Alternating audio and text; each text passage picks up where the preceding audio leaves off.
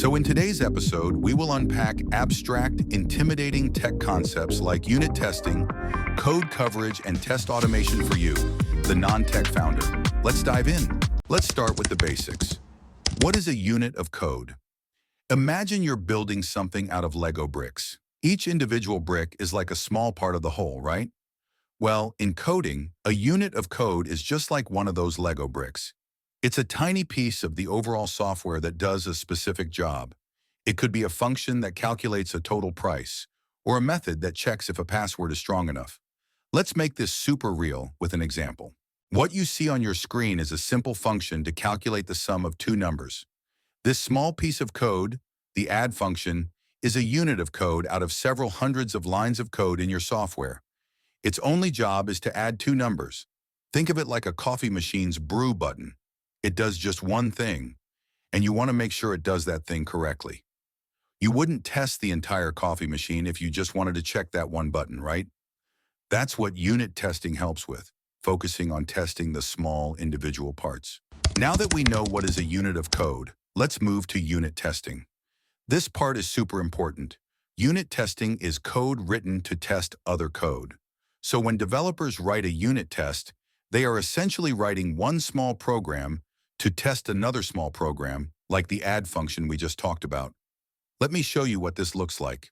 What we have here is a unit test to check if the add function works. In this example, the test add function is a unit test.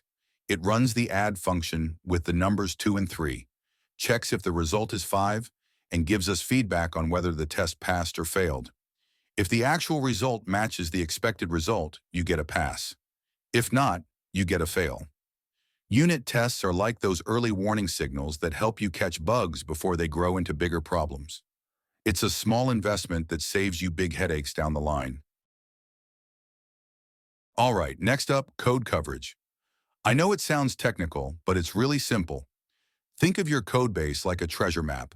Code coverage tells you how much of that map you've explored. In other words, it shows how much of your code is covered by tests.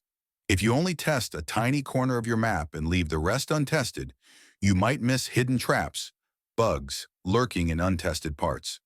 A high percentage of code coverage means you've got most of your bases covered, and fewer bugs are likely to sneak through. It's not about having 100% coverage, but getting a good balance so you're confident that you're not missing major issues. So code coverage is a measure of how much of your code is being tested by unit tests. The higher the coverage, the more confident you can be that your code doesn't have any hidden issues. Let's dive into a simple example with multiple functions. Now let's say we've only written tests for the add function. So code coverage means out of the 3 functions, add, subtract, and multiply, only one has been tested. In this case, we would say our code coverage is low, because only 1/3 of the code is being tested. If you write tests for all 3 functions, your coverage increases.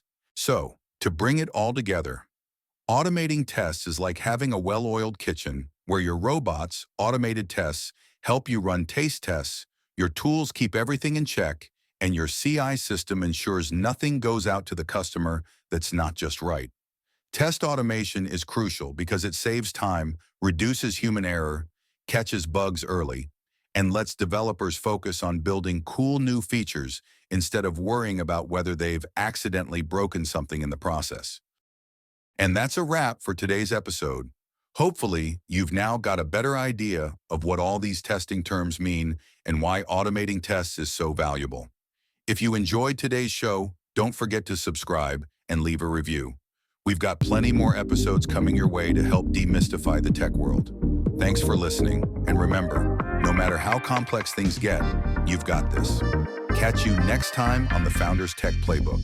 Until then, happy building.